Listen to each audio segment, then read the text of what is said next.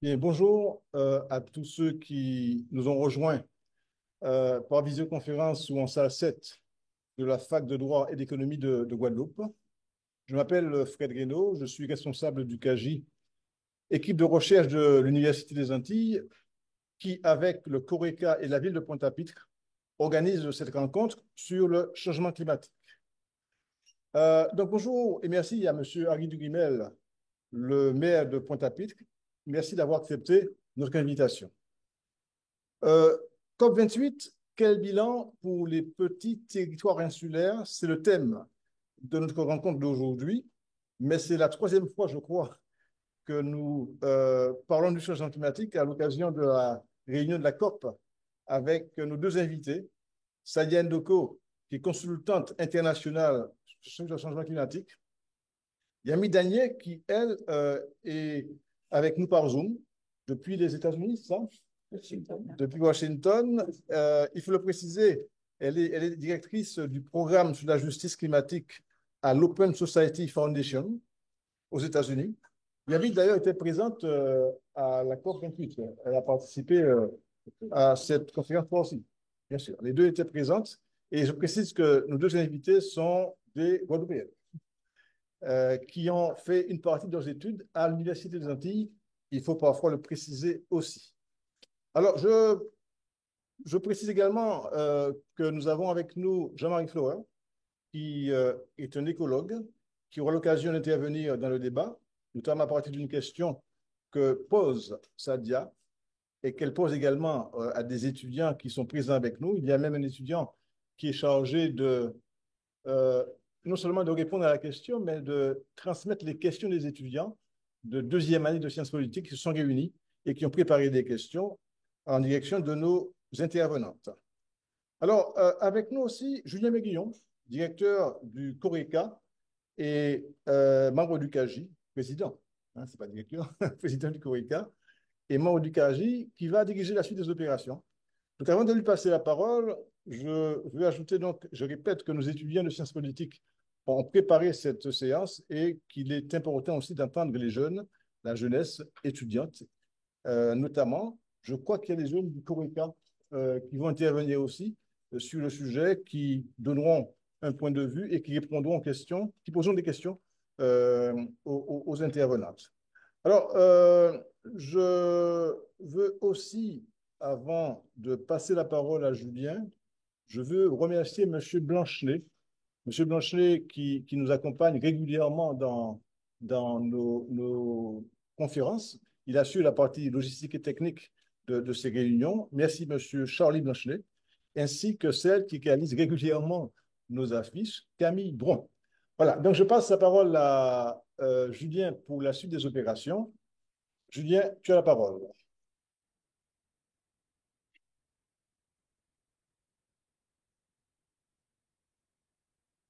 Bonjour, bonjour à tout le monde.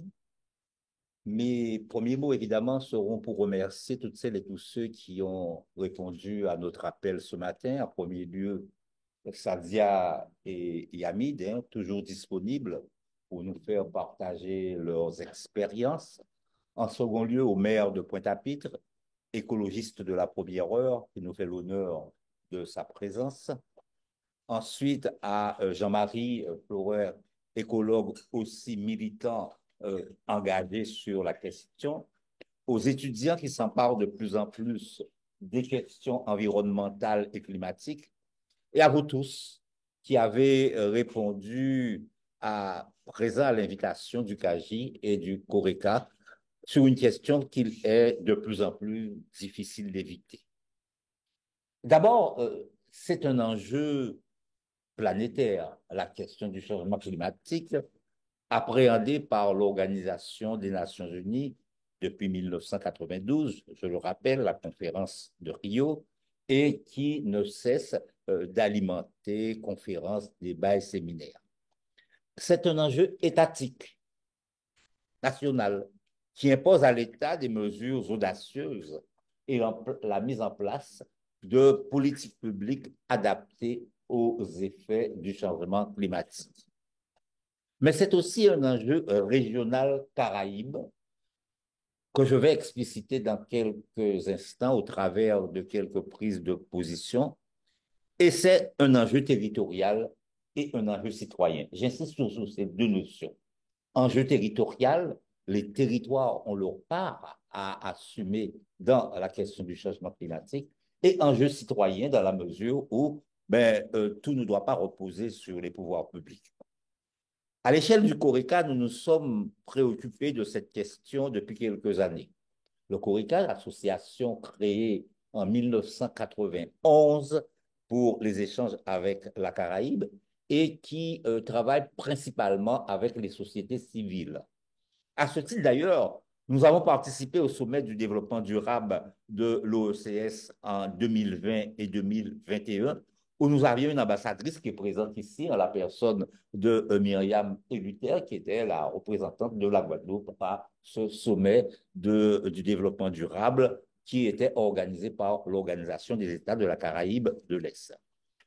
Le CORECA a aussi porté deux projets de résilience climatique dans le cadre du projet Caraïbes Climat avec des partenaires haïtiens, notamment en matière d'agriculture dans la Grande-Anse, en Haïti, et en milieu scolaire dans les DIP.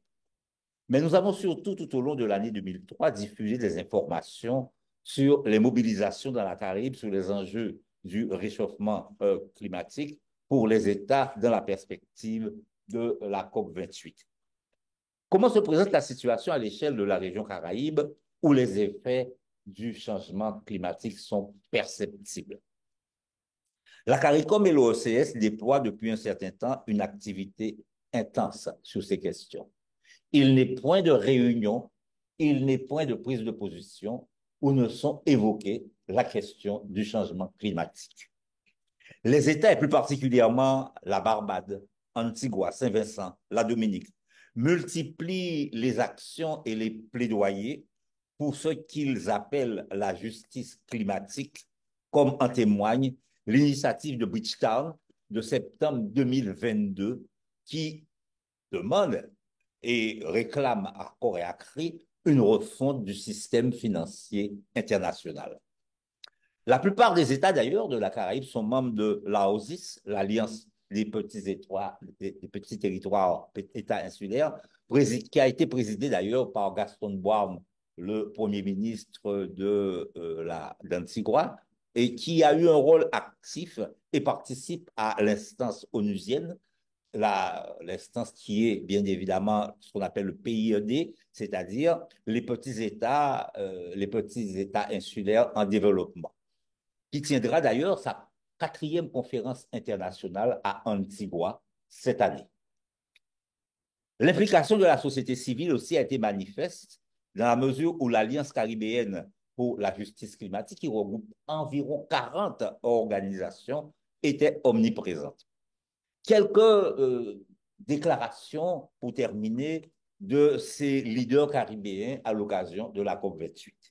Je commencerai par Ralph Gonsalves, qui est Premier ministre de Sainte-Lucie et président intérimaire de Saint-Vincent, pardon, excusez-moi, président de Saint-Vincent et Premier ministre et président intérimaire de la CELAC. Et voilà ce qu'il disait à Dubaï.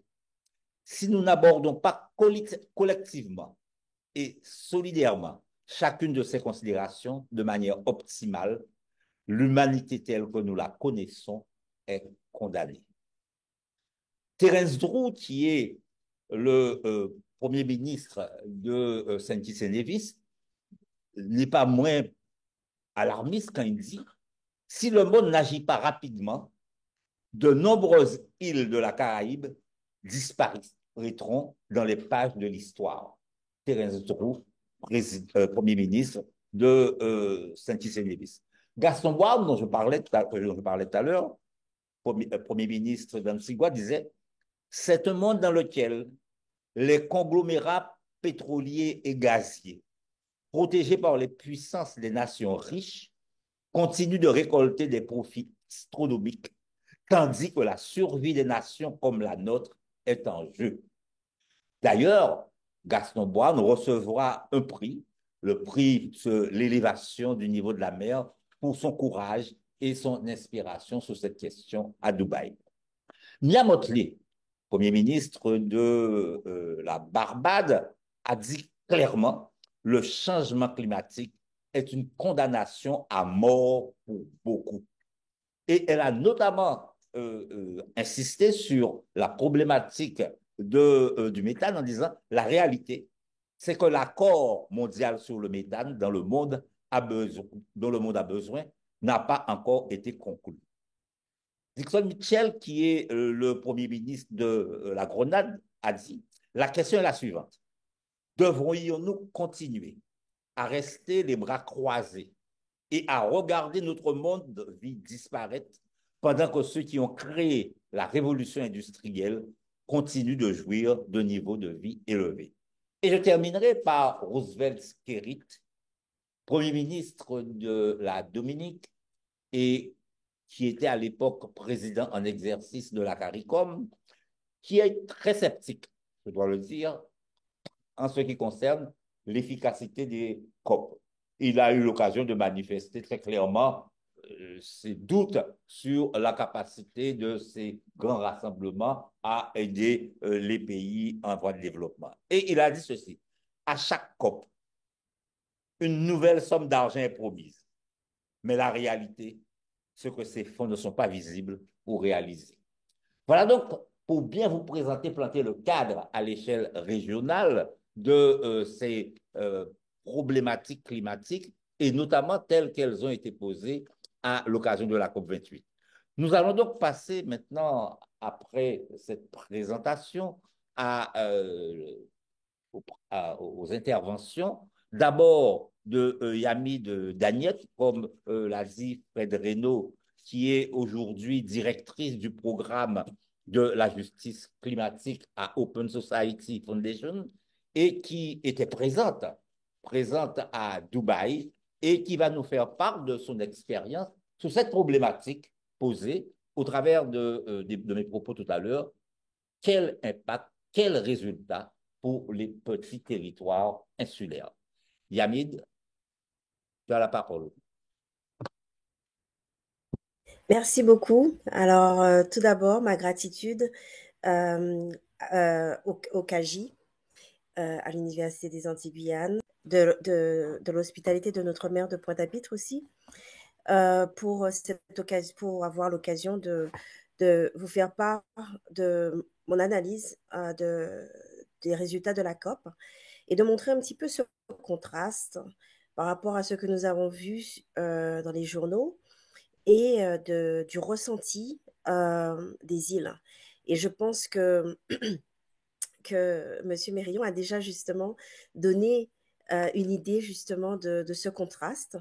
Et donc, comme vous allez le voir sur cette sur ce premier slide, donc déjà, je vais, avant d'aller un petit peu euh, au fond des slides, je voudrais insister sur ce que représente en fait la question de justice climatique.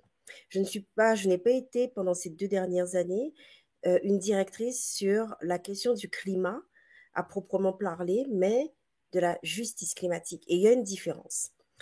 Pendant plus de 30 ans, on a beaucoup pensé aux transitions pour réduire les gaz à effet de serre, pour, pour essayer de s'adapter, mais on n'a pas beaucoup mis au cœur du débat les hommes, la population. Et la justice climatique met aussi au cœur du débat la question d'équité, le fait que dans tout ça, dans toute cette trajectoire, ces 30 dernières années, ce qu'on a vu, c'est que voilà, les pays qui ont contribué le moins au problème, ce sont ceux qui souffrent le plus, de manière vraiment disproportionnée. Les pays vulnérables comme les îles, les pays les moins développés, mais aussi les communautés. Dans chaque pays, même les pays les plus riches, surtout les pays, les communautés indigènes, les communautés noires. Donc il y a une dimension aussi de justice raciale. Il y a une justice de genre. Ce sont les femmes aussi qui sont le plus affectées. Et c'est justement ces questions que nous soulevons et que nous supportons dans cette fondation. Et donc dans la COP, et je dis ça parce que de cette COP qui se trouvait dans un pays pétrolier, euh, on se dirige vers une COP, vers un autre pays pétrolier. Et la question de finance qui a été soulevée par Monsieur Mérion et la question d'équité sera vraiment au cœur des débats cette année. Alors, le premier slide, justement, représente un petit peu le contraste entre l'acceptation générale d'une réussite de Dubaï. C'est vrai que ça aurait pu aller dans la direction opposée, mais c'est surtout justement après avoir applaudi consensus, on se retrouve justement avec là, on voit la photo de la négociatrice, de la chef de négociation pour l'association des petites îles EOSIS, Madame Rasmussen, qui justement intervient et qui, premièrement, fait savoir que EOSIS n'était pas dans la salle au moment où il y a eu, où le consensus a été euh, adopté. Et, et donc, ça a surpris un petit peu tout le monde. Et en plus de faire cette remarque, elle a aussi insisté sur le fait que pour EO6, ce consensus ne représente pas et en fait représente plutôt une menace par rapport à leur existence et que ce n'est pas suffisant. Donc, c'était une partie un petit peu dramatique et donc qui a vraiment apporté une ombre un petit peu aux résultats. Alors, en général, les résultats ont été mitigés, ont été perçus comme mitigés, et la communauté, surtout les activistes, savaient que ça aurait pu être pire. Donc, ce que je vais essayer d'expliquer au cours de cette présentation, c'est comment justement on navigue ces résultats. En général, beaucoup dans la communauté internationale essaient de ne pas rester pessimistes.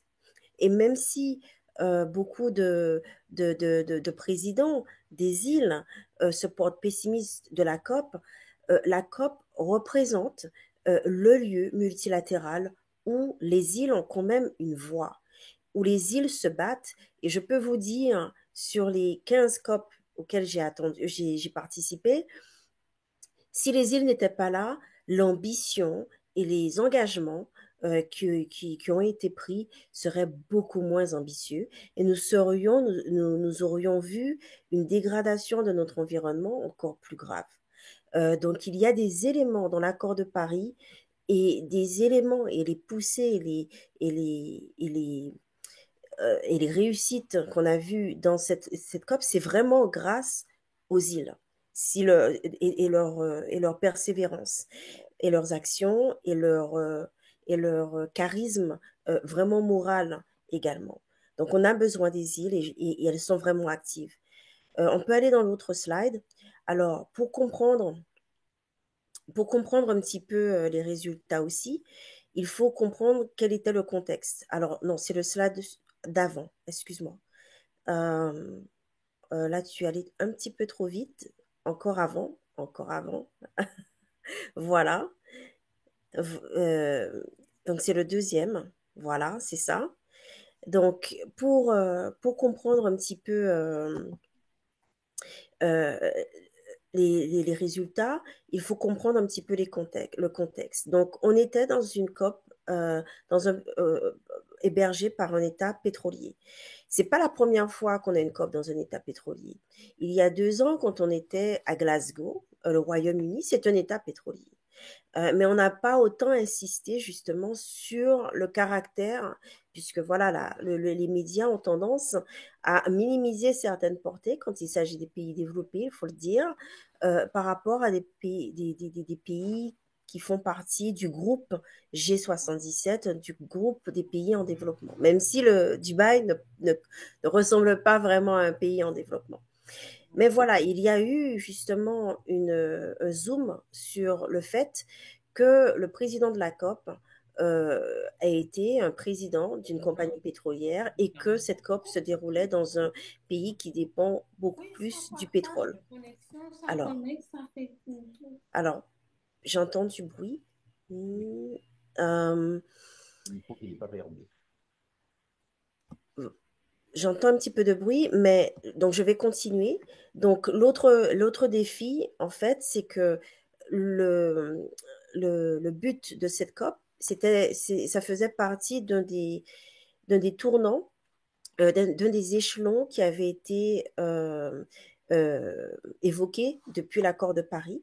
Tous les 5 ans, il y aurait un bilan mondial pour faire l'état des lieux sur les avancées quant aux objectifs de l'accord de Paris et pour aussi impulser une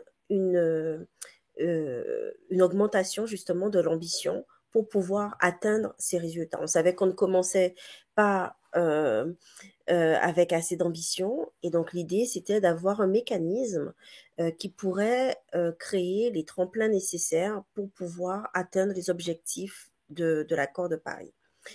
Le problème, c'est que voilà, il y a eu des rapports bien avant cette COP qu'il y avait beaucoup plus d'impact, qu'il y avait trop peu d'actions et que les actions se déroulaient trop lentement et étaient en retard.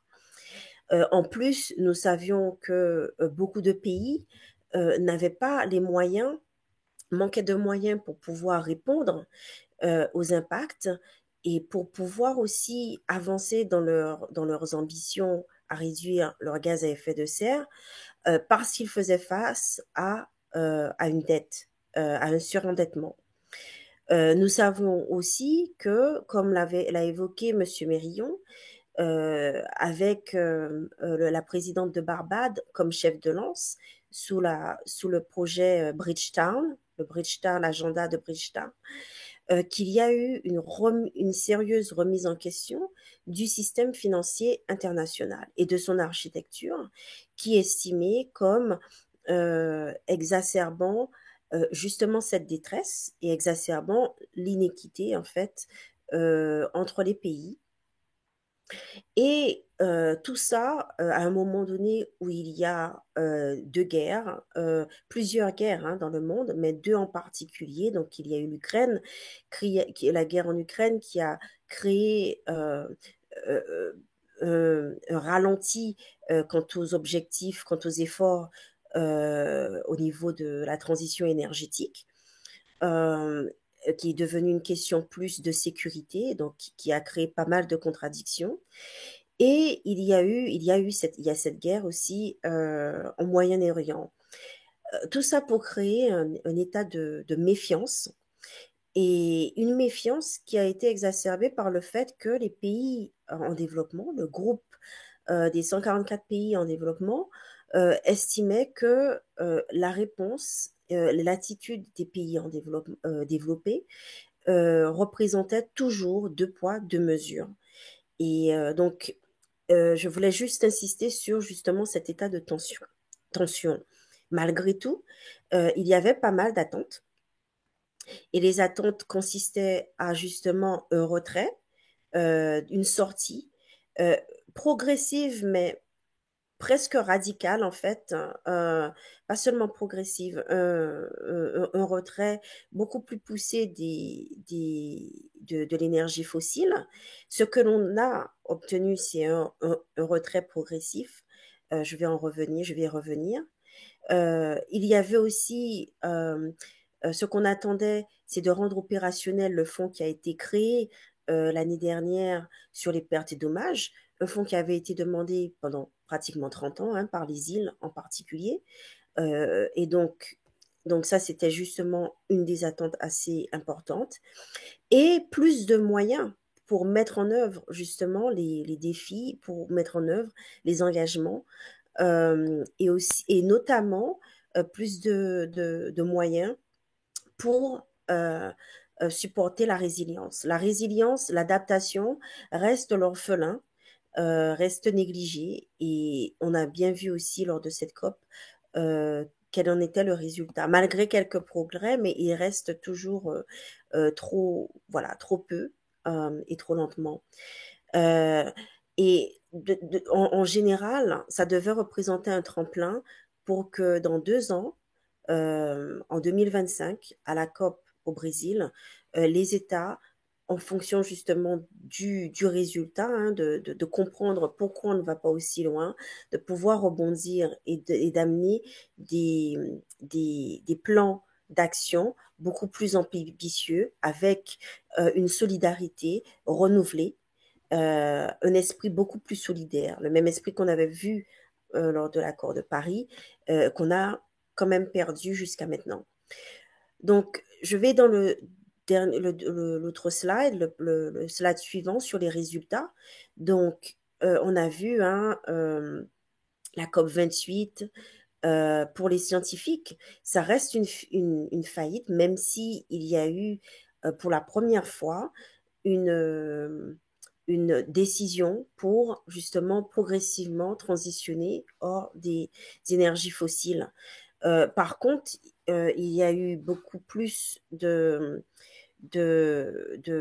médias positifs, d'analyses positives sur, sur le fait qu'il y a eu le lancement et l'opérationnalisation de ce fonds sur les pertes et préjudices.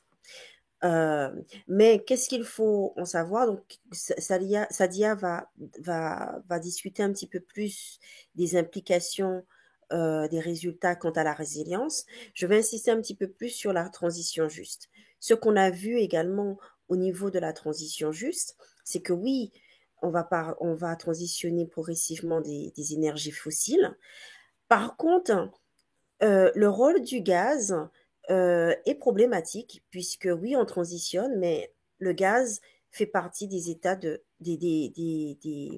des moyens de transition. Donc c'est un petit peu contradictoire.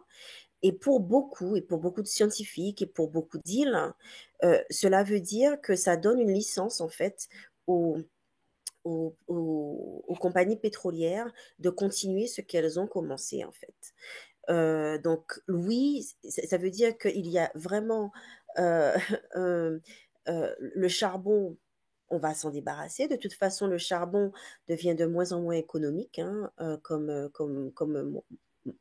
énergie. Mais le gaz risque de faire partie pour beaucoup euh, du mix énergétique. Et bien évidemment, la question de justice dans cette transition reconnaît que tous les pays ne pourront pas transitionner euh, aux énergies renouvelables, transitionner à la même vitesse. Donc, la direction, l'objectif reste le même pour les pays, mais c'est une question de vitesse. Et normalement, les pays développés devraient agir plus vite, ayant plus de moyens. Et certains pays en développement devraient aussi agir plus vite parce qu'ils commencent avec un secteur énergétique euh, en déficit. Il n'y a pas justement assez d'accès. Par contre, il y a une opportunité qu'ils aillent directement, donc c'est ce qu'on appelle le leapfrog, qu'ils sautent directement à l'énergie renouvelable, dont le prix a beaucoup baissé et qui rend les énergies renouvelables normalement beaucoup plus compétitives. Par contre, il y a d'autres pays, à cause de leur système existant, qui auront un petit peu plus de mal, y compris les pays pétroliers, hein, donc qui dépendent de ça comme revenu, euh, qui pourront diminuer leur dépendance aussi vite. Mais, mais donner comme signal que le gaz fait partie de ces transitions peut justement changer un petit peu euh, le rythme et ne reflète pas l'urgence nécessaire.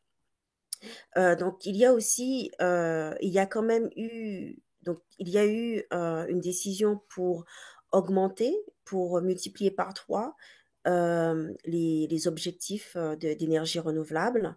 Et cela va impliquer une demande des métaux rares qui sont nécessaires justement pour la demande en énergie renouvelable, comme le lithium, comme le manganèse, comme le cuivre. Et il est vraiment important de faire en sorte que cette multiplication, que cette demande en énergie renouvelable ne reproduit pas les problèmes qu'on a vus justement dans les énergies fossiles. Demander plus, surtout au niveau minier, qui demande plus de terrain. Et il faut vraiment, et beaucoup de ces métaux rares se retrouvent dans des terrains qui appartiennent à beaucoup de peuples indigènes, des peuples, des terres ancestrales. Et donc, il y a souvent une tension. Et donc, il faut faire en sorte que tout ce qui est justement cette chaîne de valeur soit mobilisé de manière juste. Et un panel, le secrétaire général des Nations Unies a mis en place justement un panel pour pouvoir faire en sorte que ce déploiement des métaux rares pour supporter l'approvisionnement en énergie renouvelable se fasse de manière juste et se fasse aussi de manière à ce que les pays en développement ne restent pas juste des pays miniers dont on extrait les ressources naturelles, mais qu'ils profitent que aussi dans ces pays qu'il y ait une révolution euh, industrielle et que oui, que l'industrie ne se fasse pas juste dans les pays des pays développés.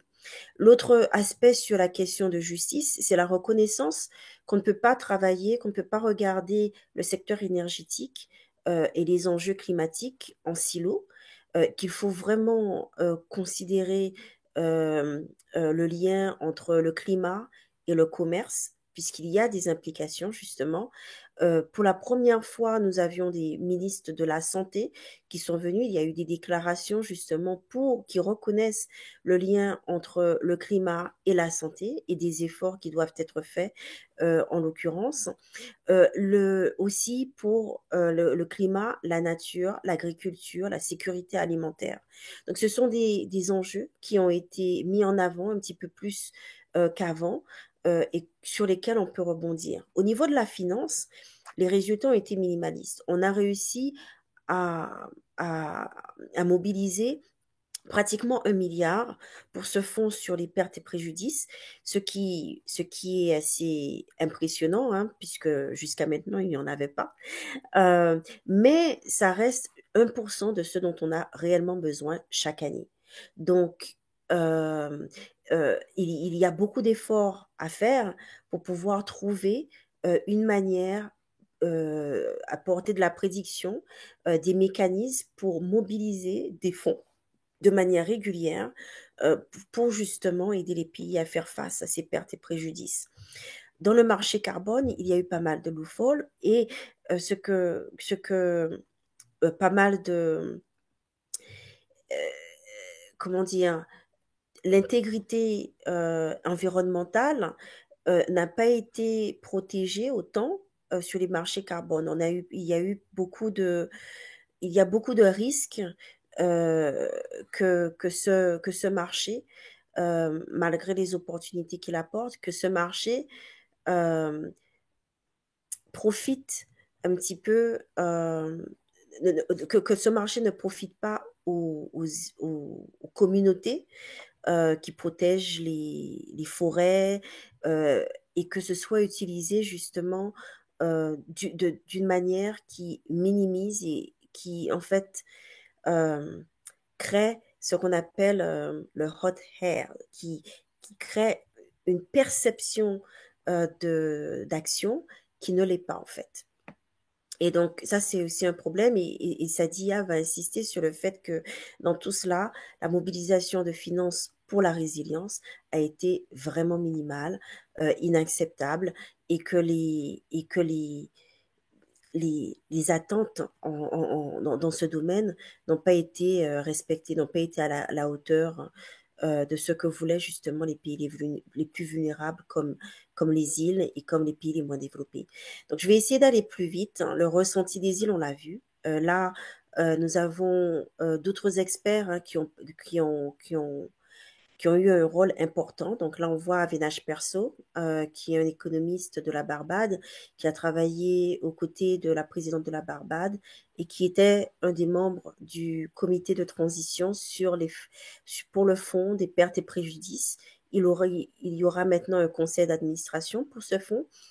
Et là, il y a eu justement beaucoup d'intérêt et il expliquait justement quels étaient les enjeux maintenant pour les pays en développement et pour les îles, comment sécuriser les sources et faire en sorte qu'il y ait des taxes qui soient imposées justement sur le secteur pétrolier, sur le secteur maritime, sur le secteur d'aviation, pour justement collecter une partie des énormes profits euh, de ces secteurs pour aider les pays à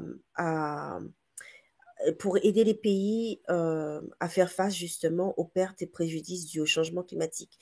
On voit aussi, j'insiste sur ce ressenti hein, des pays du Pacifique en particulier. Là, on voit l'ambassadrice Tina Sage des îles Marshall. Euh, qui est un petit peu en détresse, ce sont des pays, ce qu'on appelle les États d'atoll, qui sont amenés à disparaître, comme Tuvalu. Donc, dans le Pacifique, euh, la question existentielle est encore plus forte. Et donc, et à côté, vous avez justement une insistance sur le fait que oui, il y a des avancées, mais il y a trop d'aspects dans ce deal qui peuvent nous empêcher d'aller aussi loin que l'on devrait et dont il faut faire attention. Il faut mettre justement des garde-fous et des guides pour les enrayer. L'autre slide, l'horizon 2024-2025. Il y a une feuille de route qui s'appelle la mission 1,5 degré Celsius, qui a été avancée d'abord par le Brésil, qui aura la COP dans 2 ans, en passant par Azerbaïdjan. Donc, on va quitter Dubaï. L'année prochaine, on sera à Azerbaïdjan, un autre pays pétrolier qui, en fait, dépend même encore plus du pétrole. C'est 95% de ses revenus. Mais cette COP à Azerbaïdjan sera vraiment les enjeux de finance. C'est considéré comme la COP sur la finance.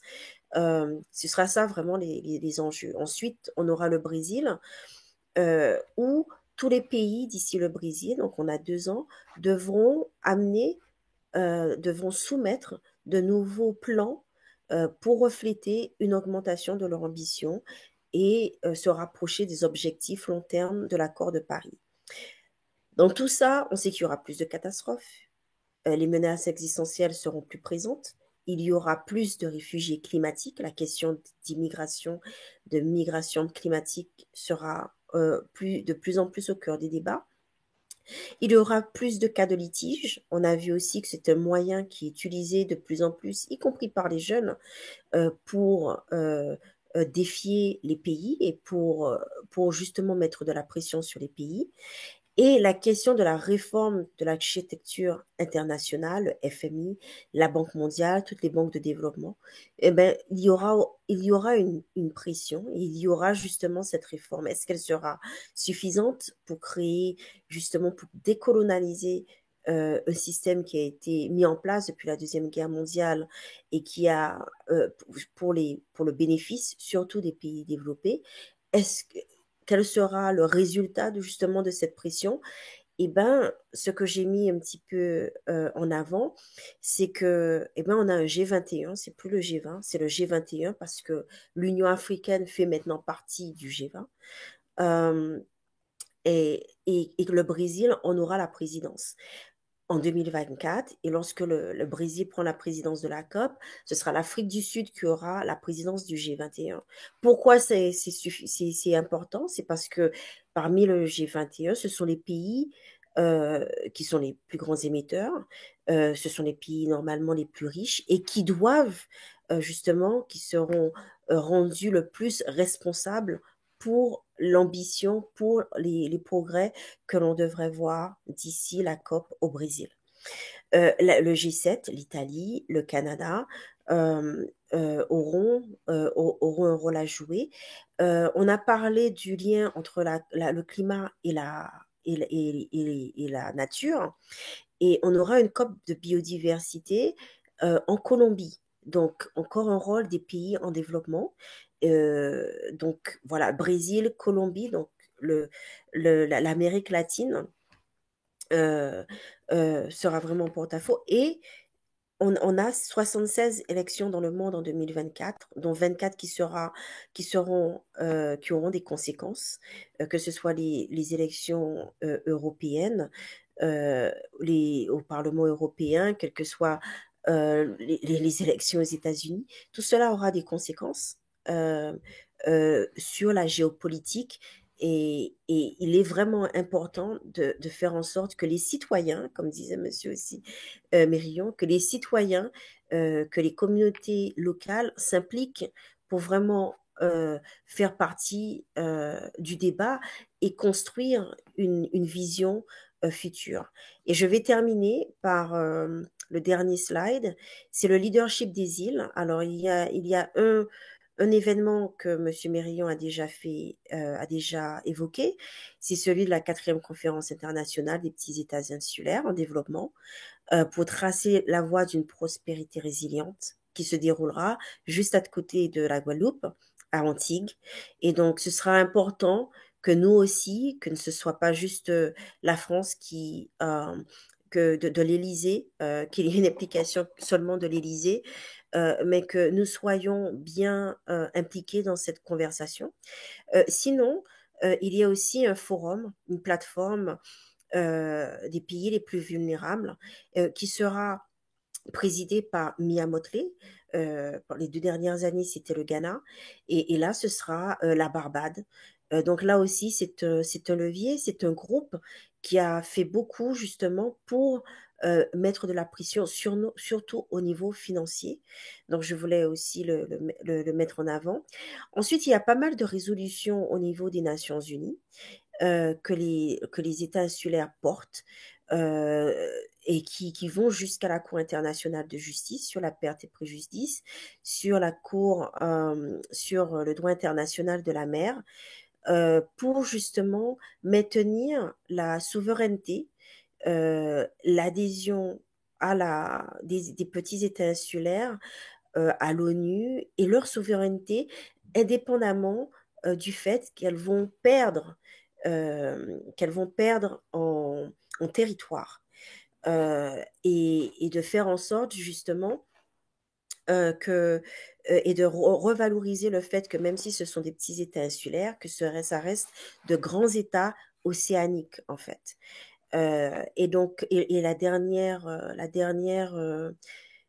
recommandation, c'est que vraiment, que ce soit en Guadeloupe, qu'on n'attend pas juste euh, euh, la France devra, comme les autres 200 pays, les autres 190 pays, devra d'ici 2 ans venir avec un plan sur le climat beaucoup plus ambitieux, un plan pour réduire ces gaz à effet de serre, pour être beaucoup plus résilient, et un plan aussi qui sera supporté par des moyens de mise en œuvre au niveau financier, au niveau de la mobilisation des capacités et du transfert de technologie.